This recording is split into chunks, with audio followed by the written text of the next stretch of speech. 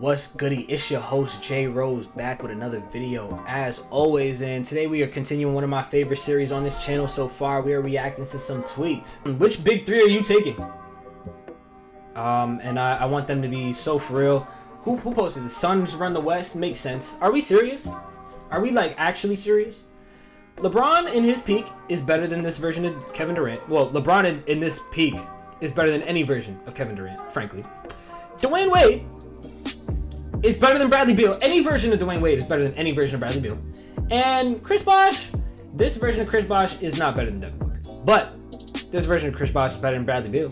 This version of Chris Bosh is not better than this version of KD. Let me not. But this team is absolutely better. All three of these guys play defense. None of these three. Well, let me not say none. D-Book plays defense, but these two don't. These two are sus on defense. All three of these guys have amazing defense. They're amazing scoring. I already reacted to this. No more Twitter. What is this? Seriously, this is not close. This Heat big three would beat the brakes off of these three. And there's no debate about that. Like, I'm not. This is terrible.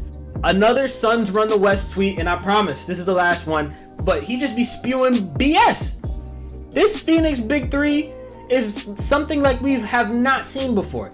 Three legitimate superstar players who could each win MVP, first team All-NBA, and Finals NBA on the same team. That's cap! First of all, this is not anything new. This is not anything new. In terms of big threes, I wouldn't even compare this to a great big three. Like, I wouldn't compare this to one of the great big threes like LeBron and D Wade and them. I wouldn't compare it to KD, Clay, and Steph. I would compare this big three, before the season starts, I would compare this big three to like Russ, Melo, and PG. I would compare this big three to that. I'll compare this big three to like Kobe, Steve Nash, and Dwight Howard. And I'm not saying they're gonna underperform. All I'm saying is that's what they look like. Like, this is not one of those big threes that I look at this and I go, yep, they going straight to the chip. I don't think that's the case. I think that they might have messed up even making this big three. I think they should have just ran it with D-Book, KD, and rounded out the roster instead of trying to get a big name and literally having no bench and no defense. But hey, that's just my opinion, I guess. Kyrie Irving hasn't had much success since leaving LeBron James, which is objectively true, I can't lie. And then they show injured, missed the playoffs, lost to the Bucks in the second round, injured, missed playoffs, injured in the second round, lost to the Bucks, swept in the first round to the Celtics, missed the play-in. And Kyrie says, pin this tweet and see what happens in the next few years. Hala. You know why I like this? Is because Kyrie has faith that we gonna win. He has faith in the Mavericks. He thinks he likes what we building here. And listen, I like what we building here. Two of the best offensive guards in the NBA, Kyrie Irving and Luka Doncic. Let's get this done. I like the fact that Kyrie is in good spirits. I like the fact that Luka has been balling out in the offseason, getting his body right. And I definitely believe that we're going to have a good season. Hey, motivated Kyrie. The last time we saw Kyrie motivated, he was hooping. Not to say he's not hooping otherwise, but motivated Kyrie is somebody you don't want to mess with. So Kyrie got something to prove, and I hope he can get it done. Joel Embiid's Game 7 versus the Celtics. 15 points, 5 for 18 from the field, 0 for 4 from 3, 8 boards, 1 assist, 4 turnovers, minus 28 plus minus while getting fried by Jason Tatum. Jason Tatum had 50 in this game, by the way. I'm pretty sure it was 51 to be exact. And yeah, I spoke about this before. Absolutely embarrassing. For you to have such a bad performance and then get shit on top of that and then blame your teammates after the fact. Super embarrassing from Joel Embiid. I personally would have not shown my face to the media after getting fried like that. That's a bad look. Terrible look from Embiid. You need a shot to win the game. Who do you want to take a shot? KD or Steph Curry? And the obvious answer is KD. I'm sorry. Steph Curry, here's what I'll say. Steph will get you back into the game. Steph will hit clutch shot after clutch shot after clutch shot. But when it comes to the final shot, Steph is not hitting that. And like, that's an objective fact. I don't think Steph literally has hit one. I don't think he's hit one. I think like they showed a stat and it was like go ahead buckets at the end of the game. Like for the win, he's like 0-12 or something. And I know KD will hit those kind of shots. So I'm taking KD. Bleacher Report's top 5 duos in the NBA. We got KD, Devin Booker. We have Giannis and Drew Holiday, Nikola, Jamal Murray, LeBron and AD, and then Luka and Kyrie Irving. I think Giannis and Drew Holiday is far too high. I think Giannis is severely carrying that duo, and I don't think it should be like I don't think you should be that high if one half of your duo is severely lower than the other half of the duo. I think Jrue Holiday might be the worst player here. Not to say that's bad, because look at the talent that's here, but I think Jrue Holiday is the worst player here by a little bit. So there's that. I don't think they should be 2. I think not having Tatum and Brown is interesting. They didn't perform in the playoffs, but I don't know. I mean, they did. They got to the conference finals. They had their moments, but they also had their lulls. They had highs and lows, ebbs and flows. That was a bar. But to not have them on this list, I think is a little interesting. I do like the fact that they have Luka and Kyrie, because I feel like they haven't been getting any acknowledgement at all. But yeah, I do like the rest of the list. KD and D-Book, I'm cool with having them at 1. Jokic and Murray, they showed us what they could do. Both averaging like over 26 their entire playoff run. Absolutely, they should be here. LeBron and AD. Okay, I think Anthony Davis is a little inconsistent, but on paper, yes. This is an interesting one. Paul George and Kawhi not being here. They are a top 5 duo when healthy, but they're not healthy, so I don't mind them not putting them in. He said Harden and Embiid are top 5. Hell no. Harden and Embiid are not a top 5 duo. First of all, James Harden averages about 20 and 10 at this point in his career, and Joel Embiid chokes.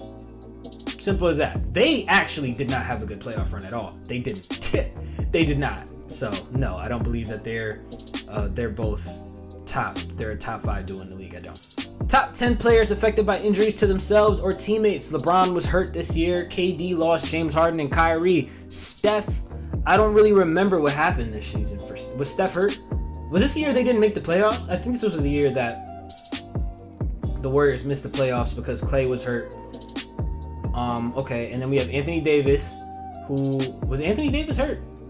Anthony Davis is always hurt, so I'll take that. James Harden, like I said earlier, Kawhi, and was 2021 the most fraudulent ring of all time? I'm gonna say no, because this happens very often. I feel like especially now, more recently, we're seeing a lot of big players go down in big moments. You can go back to the Spurs when Kawhi went down for the Warriors. That could have changed the series. You can say, shoot, when Kawhi went down this year against the Suns and the Clippers was first round, the Clippers held their ground even with Kawhi not being there. So I definitely think if Kawhi played, or PG played for that matter, that could have changed the course of the series. Neither of them were there. Imagine if both of them were there. Completely different series. Suns don't make the second round, in my opinion, if that happens. You can look at 2019 finals with KD being out. You can look at the year before that with Chris Paul being out versus the Warriors. You can look at all of these things and be like, yeah, if one of these players are here, something would change. And in 2021, obviously the big one is Kevin Durant losing Kyrie and James Harden. Everyone felt like this was their championship year, and the Nets pushed them to 7, right? So it very well could have been KD foot on the line, could have ended the Bucks season right then and there. So I mean, I can see why you'd say that, but the Bucks did their thing, man. I can't even call this fraudulent because Giannis went out there and he looked amazing. He looked dominant. He had one of the best He had one of the best closeout games in the finals I've ever seen. I do feel like Phoenix should not have been in the finals. I feel like Phoenix should not have been in the finals, and if the Clippers were healthy, they would have beat the Suns. If the Lakers were healthy, they would have beat the Suns. But I can't say fraudulent. It happens. Stuff like this happens. It was really egregious this year, and I feel like it has been the last couple of years, but it is what it is. I'm not going to put an asterisk on a championship just because of some injuries. You got to play who's in front of you at the end of the day. 2K24 dropped their first looks at this year's games. Rank these 4 players. Go. Let's see. We got KD. All right. It's looking like 2K. They put a lot of sweat on my mans. Steph. All right. Yep. Looks close enough to Steph. All right. The screenshots are looking like 2K. Not impressed. Looks like 2K. not too much change over here. So whatever. But if I'm ranking these right now, obviously we're gonna go Jokic 1. Just won the championship. Looked dominant. Cool. Steph Curry 2. Averaged about 30 in the playoffs. Looks insane. I think those guys are square in the top 5. I think KD is just outside of the top 5, so I'm gonna put him 3. And then LeBron is top 10 at best.